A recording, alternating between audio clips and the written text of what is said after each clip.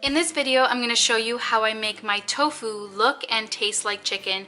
It's probably way easier than you think. You just need a little bit of patience and to follow a few easy steps, so I hope you enjoy. So start by grabbing some tofu from your local grocery store. It doesn't matter what brand you use. I've used different brands as long as I get the extra firm. That's what I'm looking for, and that's what I use. Then I'm just going to open up the package and dry it off a little bit.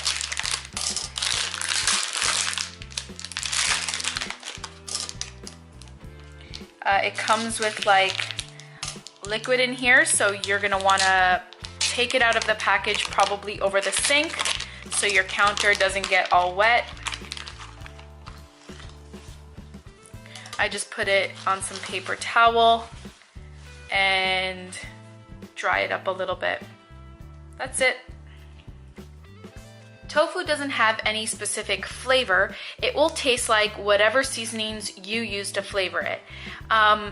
So in terms of cutting it, I often cut it in cubes. So get my knife and go straight down this way, straight down that way, and they'll be like little 1 centimeter cubes. I often just put it in a frying pan or even in the oven, like bake it at 350 for about 30 minutes, or I check the texture, and that's all good. But it looks like tofu and has like a tofu texture. The outside might be like crispy or dry, but the inside is still soft when you have a lot of the flesh. So I found a way to make it look more like chicken and taste more like chicken. I actually even tricked Jim completely. I made a stir fry with it this way, and he was like, that chicken was so tender. So I'm gonna show you how I do that. So you're gonna wanna get yourself a non-stick pan. That really helps, especially if you don't wanna use oil. Today I'm just going to use a basic cooking spray just to help it not stick to the pan, and so I don't have to use oil. But if you don't mind the calories, then oil is fine. Wow. So what you're gonna wanna do is place your pan on the stove at medium heat and get the pan a little bit warm before you place the tofu in. But I'm just gonna show you it here because there's better lighting here than where my stove is. And you don't need a knife. Here is the part that's going to make it look like chicken. So instead of cutting it in cubes, you are just going to crumble it with your hands. So basically break apart pieces, okay? Start off rough and just break it apart.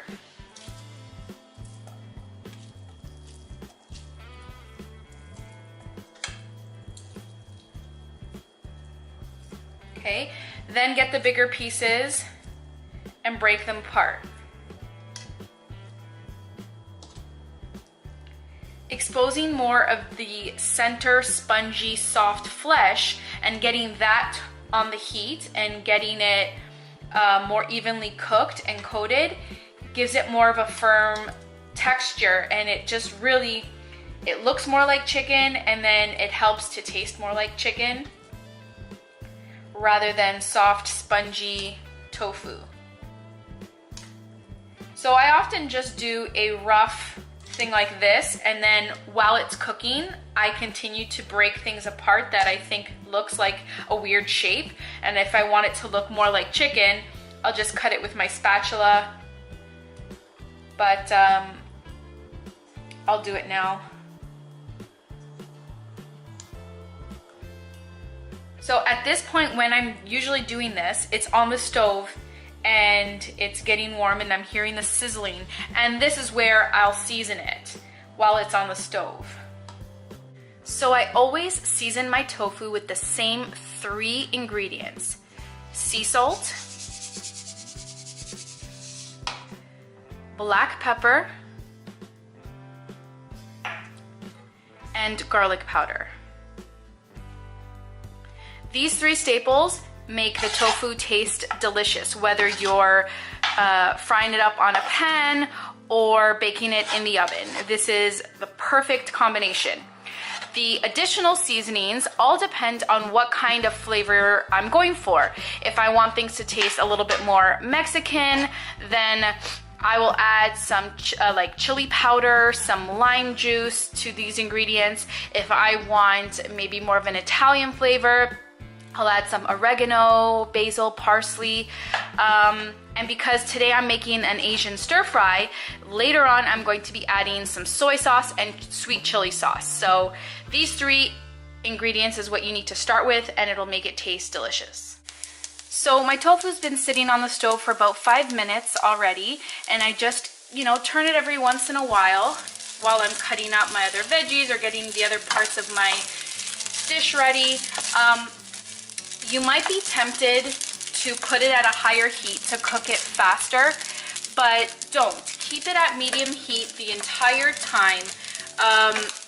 The longer you cook it at a lower temperature, like nice and slowly, the more it'll have the texture of chicken, because tofu is very soft and watery.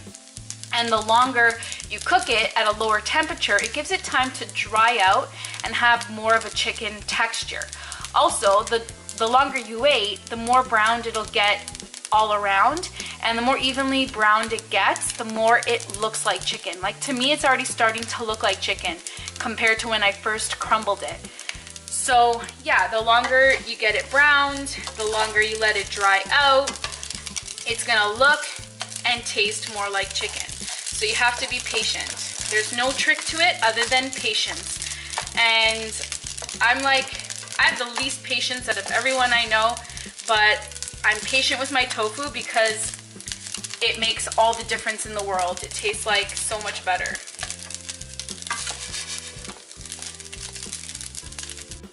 So it's been cooking on the stove for about 15 minutes at medium heat, but personally I like things a little bit more brown, so I'm probably gonna keep it on lower heat, like go right down to low, and keep it on for another 5 minutes before I pull it off the stove. So it was on the stove for about 20 minutes in total, and I took off the heat now.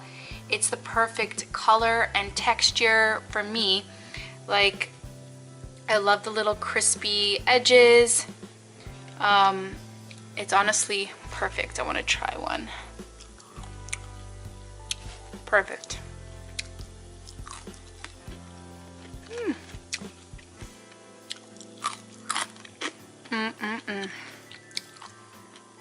It tastes good just like this. Like, honestly, I'd eat this as a snack.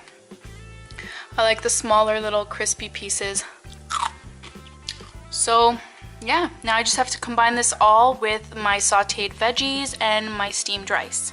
So this is the finished product, and I think it looks absolutely delicious, and it honestly tastes even better. It's all about the seasoning.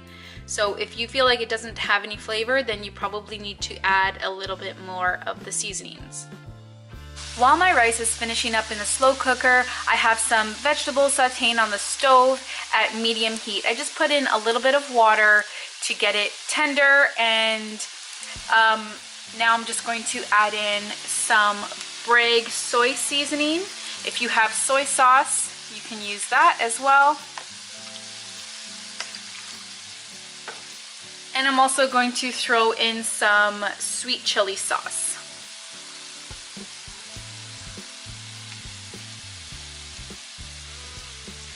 So this is what's going to flavor my entire dish.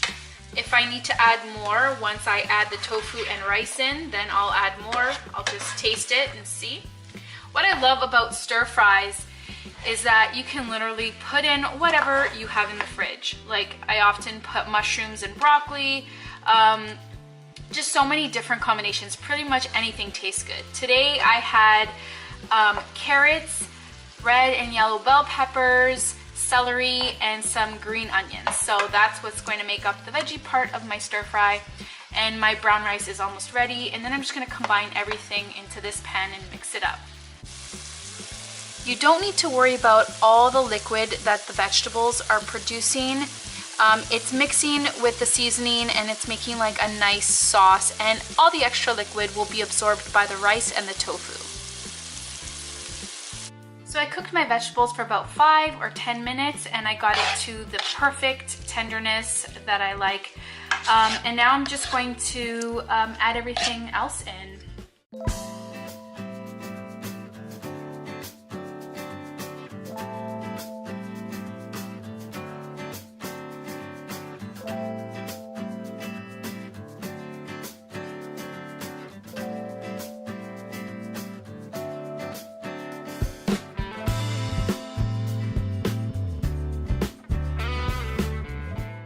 This is the finished product of the stir fry. It tastes absolutely amazing. I hope you try this recipe. Let me know if you do. I think the tofu came out perfectly. It's absolutely delicious, and I hope you enjoyed this video, guys. See you in the next one.